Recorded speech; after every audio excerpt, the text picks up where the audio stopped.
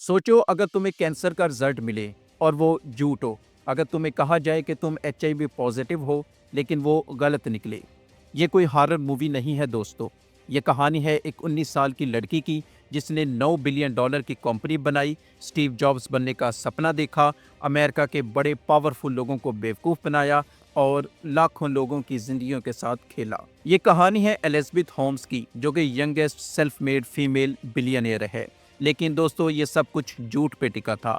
आज मैं आपको बताऊंगा थर्नोस की कहानी, जो कि मेडिकल हिस्ट्री का सबसे बड़ा फ्रॉड था। ये सिर्फ पैसे का फ्रॉड नहीं था, बल्कि लोगों की जिंदगियों के साथ फ्रॉड किया जा रहा था। तो कहानी शुरू होती है 2003 में, जब एलिजाबेथ होम, एक 19 साल की लड़की जो कि स्टैनफोर्ड यूनिवर्सिटी में पढ़ती है, उसके जहन में एक आइडिया आता है कि क्यों ना ब्लड टेस्ट को इम्प्रूव किया जाए और एक ऐसी डिवाइस बनाई जाए जिसमें सिर्फ एक नीडल और खून के चंद कतरों से हर तरह की बीमारी को डिटेक्ट किया जा सके। इसमें एचआईवी, डायबिटीज और कैंसर भी शामिल थे। सुनने में यह आइडिया बहुत कमाल का लगता है, लेकिन दोस्तों आप ये जहन में रखिएगा कि एलिजाबेथ खुद एक इंजीनियरिंग की स्टूडेंट थी और उसे मेडिकल साइंस का कुछ भी आइडिया नहीं था। अगले ही साल उसने यूनिवर्सिटी छोड़ दी और एक मेडिकल कंपनी थर्नोस के नाम से बना ली। दोस्तों यहाँ पे सवाल है कि क्या आप एक ऐसी मशीन से, जो कि कॉलेज ड्रॉप आउट ने बनाई है, जिसका मेडिकल साइंस में कोई भी एक्सपीरियंस या कोई भी एजुकेशन नहीं है, तो क्या आप उससे अपने ब्लड टेस्ट करवाएंगे? लेकिन एलिजाबेथ होम की मार्केटिंग बहुत जीनियस थी। उसका स्लोगन था कि किसी को भी इस दुनिया में से जल्दी नहीं जाना चाहिए। उसमें एक पावरफुल टैगलाइन थी, उसके अंदर प्रॉमिस था और इमोशनल ब्लैकमेलिंग थी।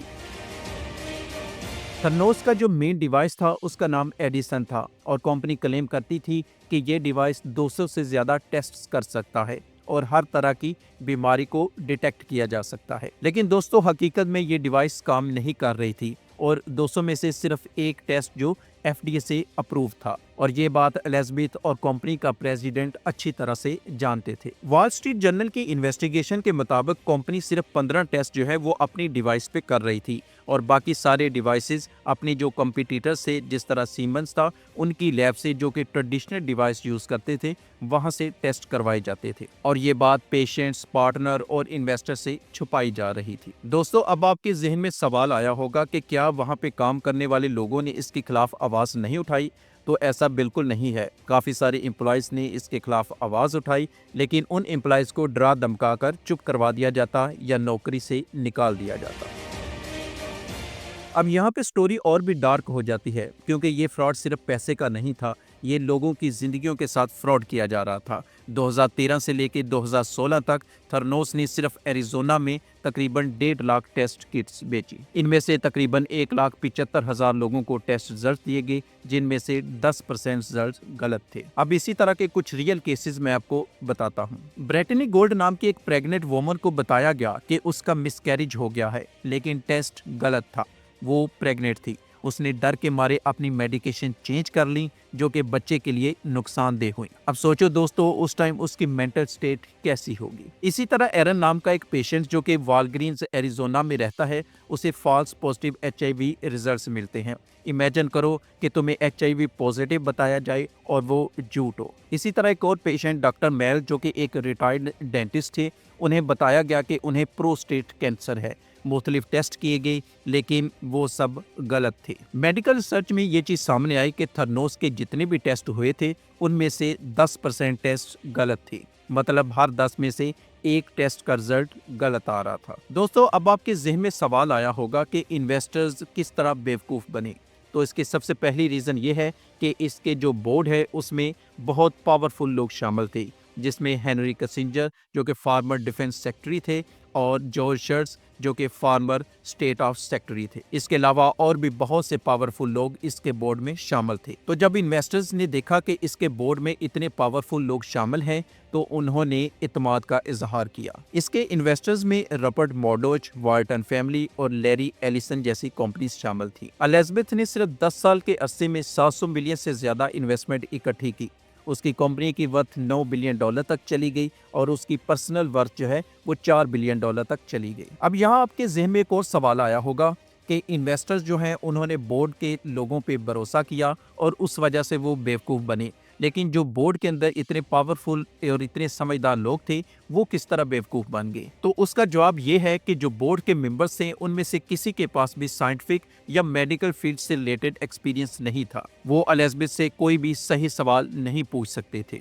सेलिब्रिटी स्टेटस, पावरफुल कनेक्शन और इमोशनल स्टोरी ने सब कुछ छुपा के रखा। इसके अलावा एलिजाबेथ की एक स्ट्रेटजी थी कि वो अपना डिवाइस किसी को भी नहीं दिखाएगी, क्योंकि उसे शक है कि उसकी टेक्नोलॉजी चोरी हो सकती है। अब सवाल यह है कि जब सब कुछ अच्छा जा रहा था तो इस स्कैम का पता कैसे चला? तो यहाँ एंट्री होती है एक इन्वेस्टिगेटिव जर्नलिस्ट जॉन कैरियो की। 2015 में जॉन को एक टिप मिलती है और उसके बाद वो अपनी इन्वेस्टिगेशन स्टार्ट करता है। वो हज़ारों पेशेंट्स और मरीजों के साथ मिलता है और उसके बाद अपनी रिपोर्ट पब्लिश करता है। जॉन कैरियो की रिपोर्ट के बाद एफडीए की इन्वेस्टिगेशन स्टार्ट हो जाती हैं। उसके बाद थर्नोस को लैब यूज़ करने से रोक दिया जाता है। वालग्रीन्स अपनी पार्टनरशिप ख़त्म कर देते हैं। सेफवे डील्स भी ख़त्म हो जाती हैं और उसके बाद 2018 में ऑफिशियली कंपनी को बंद कर दिया जाता है। अब यहाँ पे सवाल यह है कि कंपनी 2018 में बंद हो गई, लेकिन एलिजाबेथ होम्स का क्या हुआ? तो दोस्तों, 2022 में एलिजाबेथ पे केस चला। उसे इन्वेस्टर डिफ्रॉडिंग के केस में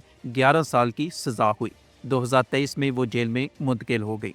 इसके अलावा उसके जो बिजनेस पार्टनर थे सनी बलवानी, उसे 12 साल और 11 महीने की सजा हुई। लेकिन दोस्तों, यहाँ पे एक ट्रेजेडी है। एलिजाबेथ को सजा इन्वेस्टर को फ्रॉड करने पर हुई, ना कि लोगों की जिंदगियों के साथ फ्रॉड करने पर हुई। मतलब जिन लोगों ने सच में तकलीफ उठाई, उन्हें इंसाफ नहीं मिला। बाद में एरिजोना अटॉर्नी जनरल ने थर्नोस से 4.65 मिलियन कंज्यूमर्स फ्रॉड सेटलमेंट करवाई।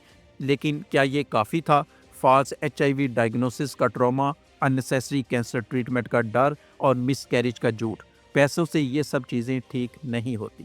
थर्नोस की ये कहानी दिलचस्प है मगर अफसोसनाक है। ये हमें याद दिलाती है कि एम्बिशियस और इनोवेशन अपनी जगह है, लेकिन हमें कभी भी एथिक्स को नहीं भूलना चाहिए। कोई भी चीज़ इंसानी ज़िंदगी से ऊपर नहीं है। अगर आपको आज की वीडियो पसंद आई है तो अपनी राय का ज़रूर इजहार करें और बताएं कि क्या एलिजाबेथ को सज़ा सही हुई या नहीं।